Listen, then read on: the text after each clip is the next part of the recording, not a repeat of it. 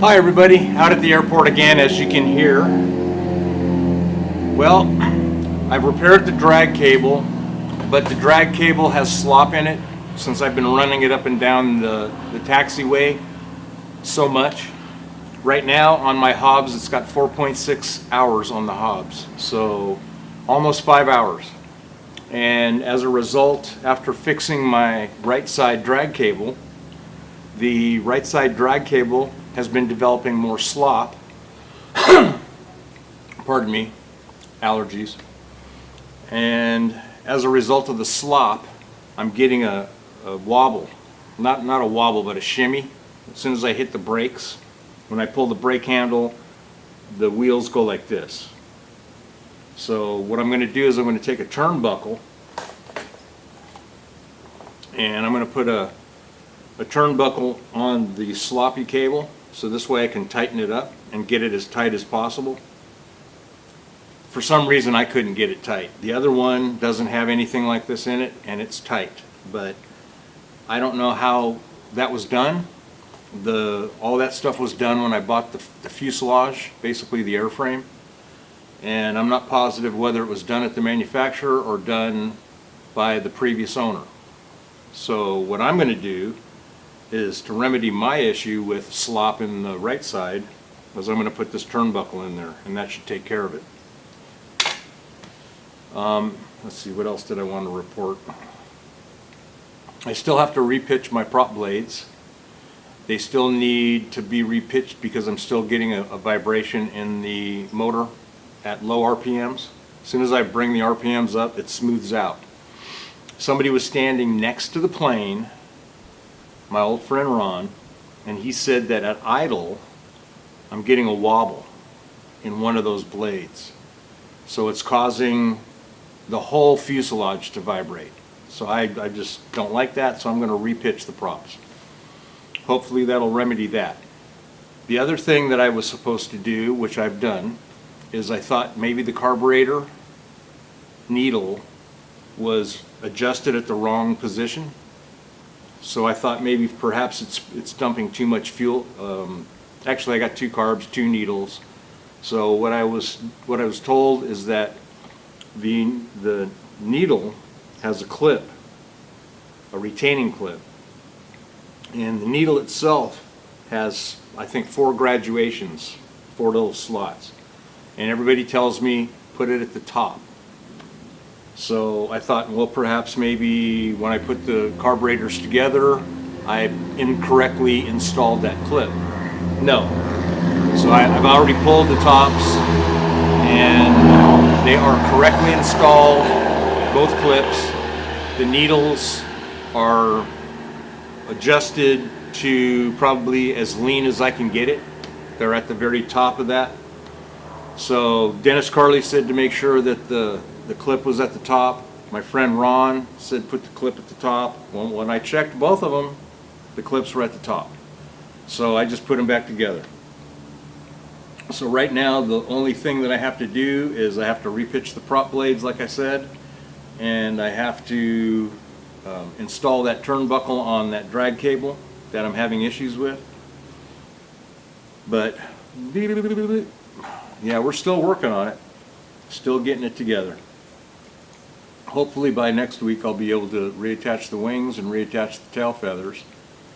And the biggest problem with that is I need to figure out how to get my Grumman in my hangar in such a way that I can actually put the completely reassembled aerolite back in the hangar.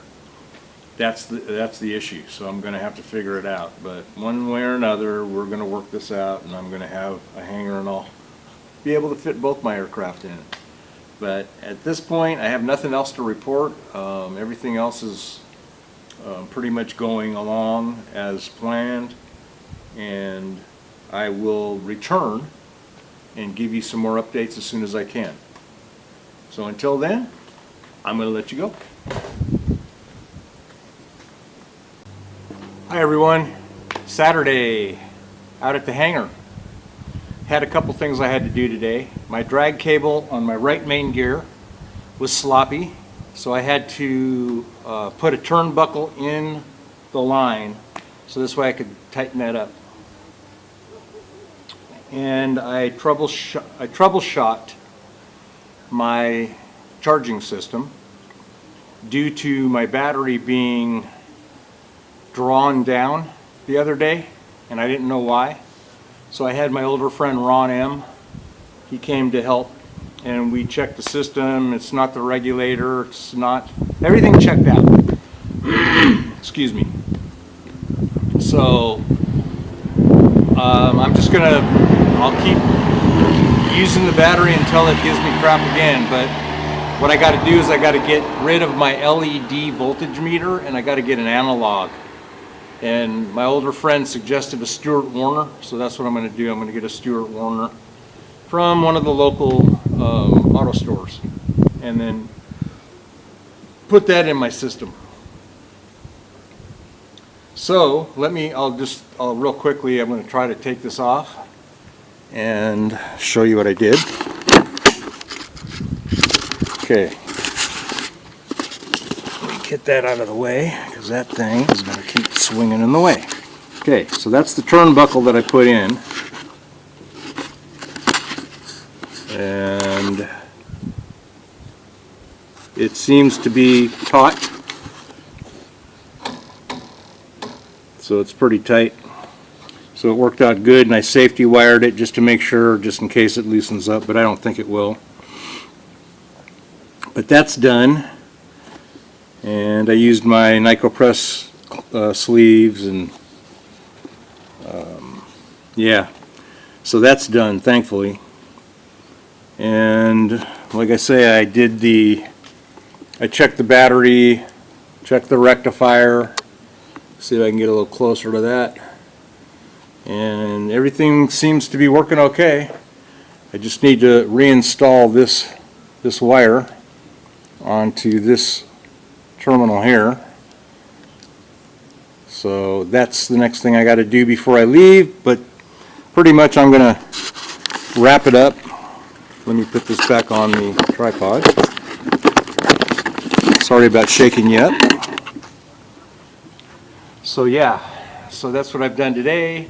Seems like when I get one gremlin taken care of, another gremlin pops up. It's frustrating, but it is what it is. So, and that's why I'm doing this ground work and ground handling, just running it around the airport, because I want it to shake, rattle, and roll. And anything that's going to come loose, I want it to come loose on the ground, not in the air. And the old saying is, it's better to be on the ground wishing you were up there than up there wishing you were down on the ground. So that's why I'm doing all this. I'm probably going to put many hours on this plane until I get it up in the air, but I'm going to make sure that everything is sound before I fly it. So until I have something new to report, I'll let you go, and we'll talk to you soon. Take care.